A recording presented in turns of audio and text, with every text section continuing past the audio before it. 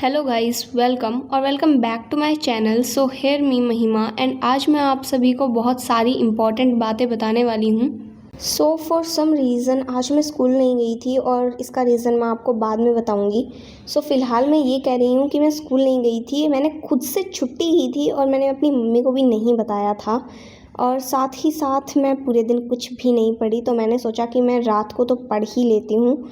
So around 6 बजे मैं जो है अपना रोना धोना कंप्लीट करके रिग्रेट का और थोड़ा बहुत शुरू कर दिया था कि भाई मुझे पढ़ना है। और बहुत टाइम हो गया था, मतलब मैंने अपने कमरे को भी साफ़ नहीं कर रखा था, इतना वाहियात कमरा हो रखा था। तो पहले मैंने थोड़ी बहुत सफाई की थी और सफाई में भी मैंने अपना ज़्यादा दिमाग नहीं चलाया था, बस ऊपर ऊपर से थोड़ी सफाई की थी ताकि कम से कम मैं बैठ तो जाऊँ कमरे में। एंड बीच में मैंने ब्रेक ले लिया था जिसमें मैंने मैगी खाई थी।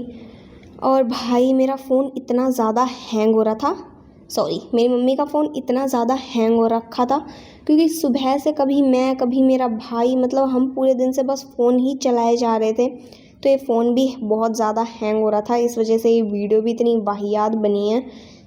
इसके बाद मैंने ज़्यादा शूट भी नहीं किया था कमरे की सफाई वगैरह का, क्योंकि This phone was not working, guys. And इसके बाद मैं नहाने चली गई थी गाइस, क्योंकि मैं छुट्टी वाले दिन भी नहीं नहाई, इससे ज़्यादा वाहियात बात कुछ भी नहीं हो सकती थी।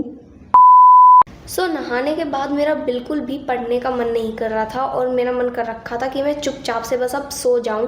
लेकिन ऐसा हो नहीं सकता था गाइस, क्योंकि मैंने बहुत मेहनत से अपने कमरे की सफाई की थी और सोने के लिए तो मैंने सफाई बिल्कुल भी नहीं की थी। खुद ही के साथ 250 बार लड़ाई करने के बाद मैंने डिसाइड किया कि नहीं बहन, अब तू बिल्कुल भी नहीं सो सकती है, अब तो तुझे पढ़ना ही होगा। तो फिर मैं चुपचाप से पढ़ने बैठने के लिए तैयार हो ही गई गाइस। अराउंड 7:30 बजे मैंने डिसाइड किया बैठने के लिए, पढ़ाई के लिए। और मैंने अपनी टू डू लिस्ट बनाई सबसे पहले, और ये कुछ ज़्यादा ही बड़ी बना ली गाइस मैंने, मतलब आखिरी तक इसको पूरा करना मेरे लिए इम्पॉसिबल जैसा हो गया था।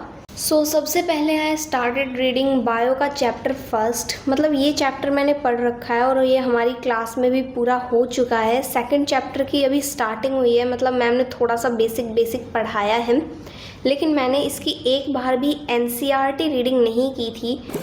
So as all are saying that NCERT is your holy Bible, so today I am going to read this out.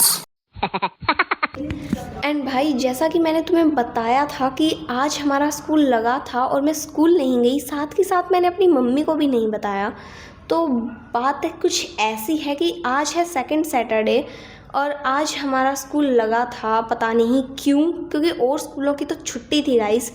और हमें पहले बताया गया था कि हमारी भी सेकंड सैटरडे की छुट्टी है। और बिल्कुल पिन पॉइंट पे जैसे ही हम बस में बैठे घर जाने के लिए, तभी ऑफिस के लोग आते हैं बसेस में और कहते हैं कि नहीं, सेकंड सैटरडे की तुम्हारी कोई छुट्टी नहीं है।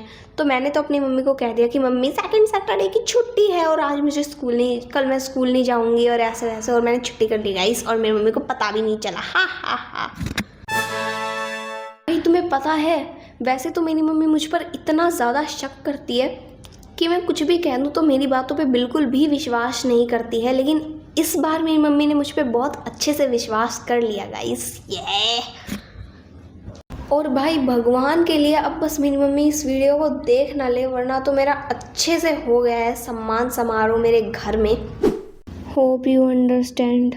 और भाई ये बायो का चैप्टर इतना ज़्यादा बड़ा था, मतलब मैं 3 जन्म और ले लेती इस चैप्टर को रीड करते करते ही। खैर, इसको रीड करने के बाद I was so happy guys, मतलब भाई पूरे 2 घंटे मैंने लगातार ये चैप्टर पढ़ा है और मेरी पूरी हालत टाइट हो गई थी। और अभी तक भी मेरा एक टास्क भी पूरा नहीं हुआ था, क्योंकि इस चैप्टर के अभी मुझे क्वेश्चंस भी सॉल्व करने थे। बस एक्सक्रीशन वाले टॉपिक के ही करने थे मुझे क्वेश्चन सॉल्व, और मैंने और जो चैप्टर था पूरा उसके मैंने पहले कर रखे थे। और भाई मुझे तुम्हें एक और बहुत बड़ी दुख की बात बतानी है, और वो भी बायो से ही रिलेटेड है। तो जैसा कि आज मैं स्कूल में नहीं गई थी, तो मैंने अपनी दोस्त से फ़ोन करके होमवर्क पूछा था, तो उसने मुझे बताया कि बायो वाली मैम 13 मई को कॉमन टेस्ट लेगी सभी सेक्शंस का, और 13 मई को भाई बर्थडे है मेरा।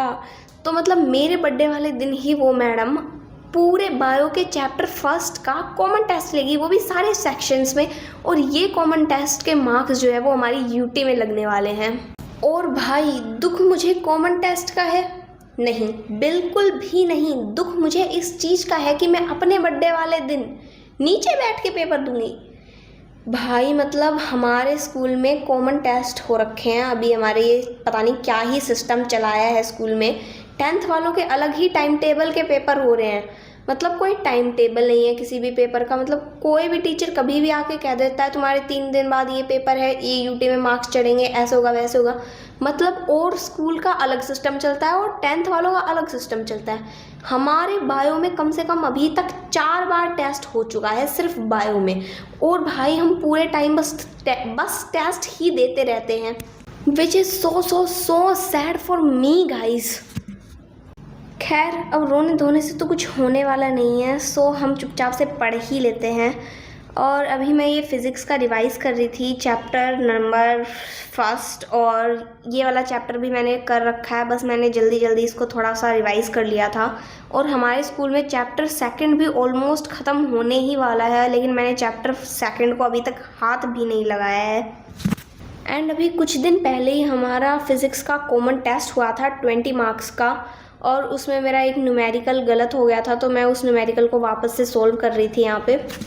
एंड बस फटाफट से इस न्यूमेरिकल को सॉल्व करने के बाद मेरा फ़िज़िक्स का काम हो गया था और मैंने बस इसको टू डू लिस्ट में चेक किया था।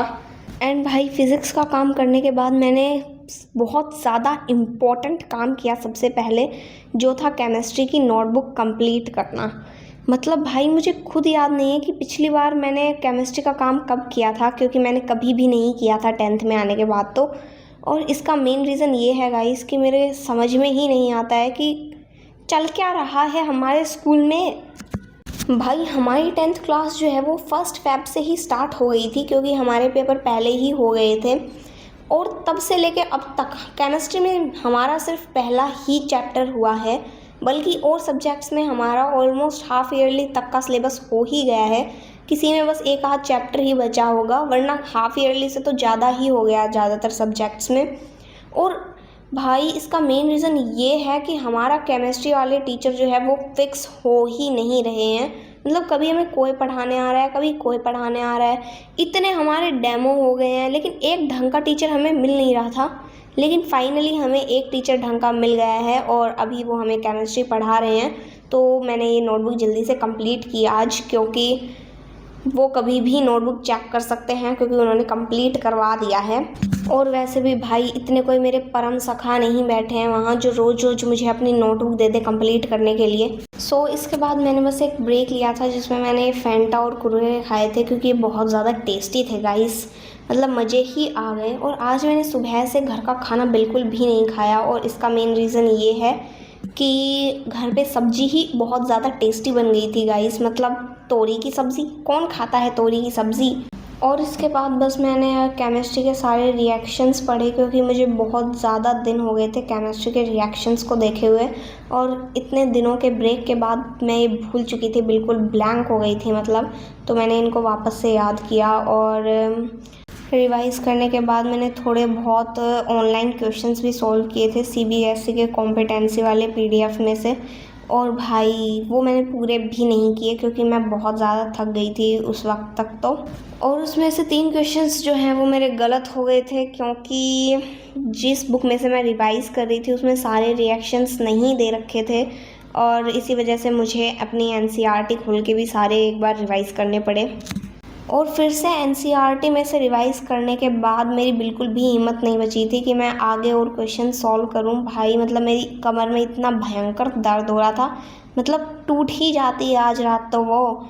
हालांकि इस टास्क को कंप्लीट करने के बावजूद भी मेरे 2 टास्क बचे हुए थे, लेकिन फिर भी मैं चुपचाप से सो गई थी, क्योंकि मैं बहुत ज़्यादा थक गई थी। ऊपर से रात भी बहुत ज़्यादा हो गई थी, मतलब रात तो क्या ही हो गई थी, दिन ही हो गया था ऑलमोस्ट। और भाई मैं कमेंट्स को इसीलिए ऑन करती हूँ ताकि आप सभी लोग कमेंट करो, तो इसीलिए मुझे हैप्पी बर्थडे तो विश कर ही देना।